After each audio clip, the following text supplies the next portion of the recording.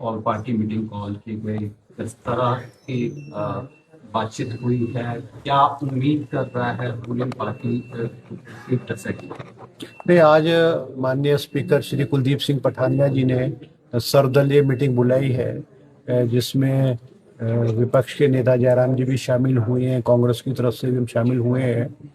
और हमने रिक्वेस्ट की ऑपोजिशन से भी कि भी हमारा जो मानसून सेशन है ये ठीक ढंग से चले।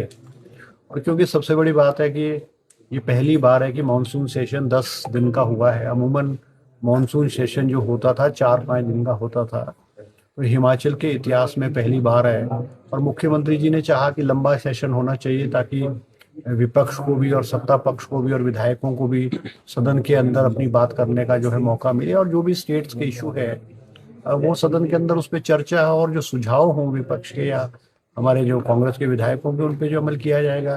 सरकार जब काम करती है, सरकार में त्रुटियां भी होती हैं, कमियां भी होती हैं, और सदन में सत्ता पक्ष और विपक्ष का आमना सामना तर्क वितर्क जो है आमने सामने होती है, और चीज़ें क्लियर सदन के अंदर होती है। तो बहुत अच्छी बात है। हमने भी जयराम जी से भी रिक्वेस्ट की है कि आप जो है सदन को सार्थक रूप से चलाएं, अपनी बात सदन में रखें, और जो आपकी ठीक बात है, जो एक जनता के हित की बात है, पब्लिक इंटरेस्ट की बात है, उस पर अमल किया जाएगा। और हम चाहेंगे कि सदन जो है सुचारू रूप से चले। स्पीकर साहब ने भी रिक्वेस्ट की है, और हम सब चाहेंगे ठीक ढंग से सदन चलना चाहिए। और कई हम ये भी चाहते हैं कि सदन में केवल जो विपक्ष है वो अपनी बात सदन में रख करके राजनीतिक आधार पे वॉकआउट करके बाहर ना जाए, अपनी बात भी रखे, हमारी बात भी सुने, और चीज़ों का जो है हल निकले। अब हमारे जो विपक्ष है, भारतीय जनता पार्टी के जो नेता हैं और भी पूरा दल है, वो राजनीतिक ड्रामा करके अपनी बात कह करके और ऐसे इश्यूज को उठा करके वॉकआउट करके सदन से बाहर जाता है ताकि सुर्खियों में वो बने रहें, सोशल मीडिया में आ जाएं और अखबारों में सुर्खियों में उनका चर्चा आ जाए कि वॉकआउट किया गया है। मगर in the larger interest of the state हम सबको मिलकर, सत्ता पक्ष और विपक्ष को मिलकर के सदन में एक ऐसा प्लेटफॉर्म है जहां हमको अपनी सभी लोगों की बात रखनी चाहिए। ये ऐसा प्लेटफॉर्म है जहां जनता की आवाज़, 68 विधानसभा के प्रतिनिधियों की आवाज़ जो सदन के अंदर होती है, और सार्थक रूप से सदन के अंदर चर्चा होनी चाहिए। सर, विपक्ष ये कह रहा है सत्ता पक्ष तो गंभीर नहीं है, ना तो सदन में कही हुई बातों पर, आश्वासनों पर, जीरो आर को लेकर, सूचनाओं को लेकर, प्रश्नों को लेकर, और सदन की गरिमा के भी खिलाफ सत्ता पक्ष काम कर रहा है। देखो, सबसे बड़ी बात यह है, इस जो हमारी 14वीं विधानसभा है, इसमें क्वेश्चन आवर आरंभ, जीरो आवर आरंभ किया गया है। आज से पहले जीरो आवर आरंभ नहीं किया गया था। जीरो आवर में कोई भी विधायक जो है अपनी बात बगैर किसी इश्यूज के just intimate the speaker in the morning, और वो इशू को रेज कर सकता है। ये हमारी कांग्रेस की सरकार और स्पीकर साहब की एक बहुत बड़ी उपलब्धि है कि इस विधायकों को सदन के अंदर अपनी बात रखने का मौका मिलता है। ठीक है, अभी सर्वदलीय मीटिंग में जयराम जी ने भी ये बात को रखा है, और अमूमन जीरो आवर में हमारे जो मंत्री हैं, वो मैं कह सकता हूँ अधिकांश मैटर्स में जो उनके संज्ञान में होता है, या विपक्ष के विधायक या सत्ता पक्ष के विधायक जो बात रखते हैं उसका तुरंत जवाब भी देते हैं। मगर अगर कहीं ऐसी भूल होगी हो, कहीं पे रिटर्न रिप्लाई नहीं आया होगा, हम इंश्योर करेंगे कि आने वाले समय में जो जीरो आवर्स के इश्यूज हैं या पिछले जो जीरो आवर में इश्यूज उठे हैं, उनके रिप्लाई माननीय सदस्यों को जो है वो दिए जाएं। सर, उन्होंने ये भी आरोप लगा रहे हैं कि जानकारी सूचना एकत्रित की जा रही, इस तरह के जवाब मिल रहे हैं। नहीं, देखो ऐसा ना, कुछ आरटीआई में देखो ऐसा ना, कुछ इश्यूज तो विपक्ष के एक राजनीतिक बयानबाजी करने के लिए, राजनीतिक आरोप लगाने के लिए अमूमन बोले जाते हैं। जब हम विपक्ष में थे, हम भी शायद यही इश्यूज को, जो सत्ता पार्टी थी सरकार के खिलाफ, हम बोला करते थे। मगर मैं ये कह सकता हूँ कि बहुत सारे इश्यूज ऐसे भी होते हैं कि जो मल्टीपल डिपार्टमेंट्स को रिलेट करते हैं। मान लीजिए आपने कि हिमाचल प्रदेश में कितने लोगों को आज तक बेरोजगार नौजवानों को नौकरी दी गई है, प्राइवेट सेक्टर में दी गई है। तो आप लगाओ कि boards, corporations are more than 100।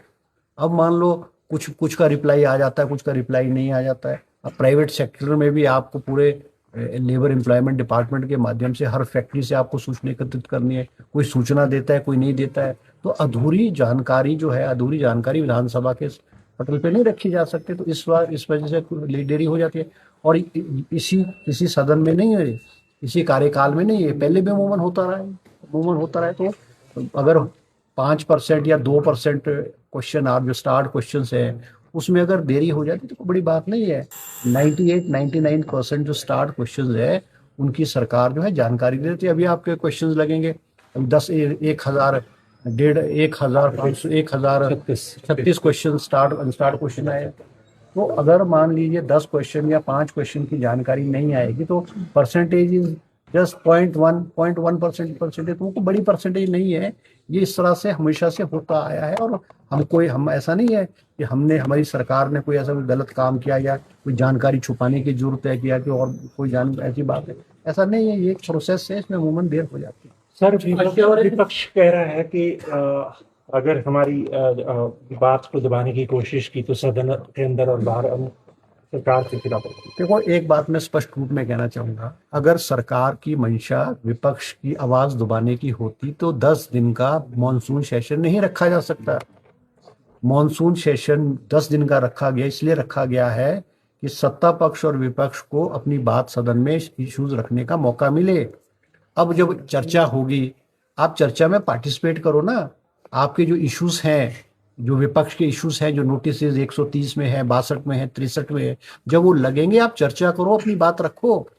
अब ऐसा ना हो कि आपके इश्यूज भी लगे, सदन के अंदर इश्यूज भी लगे और वॉकआउट करके आप बाहर चले जाओ।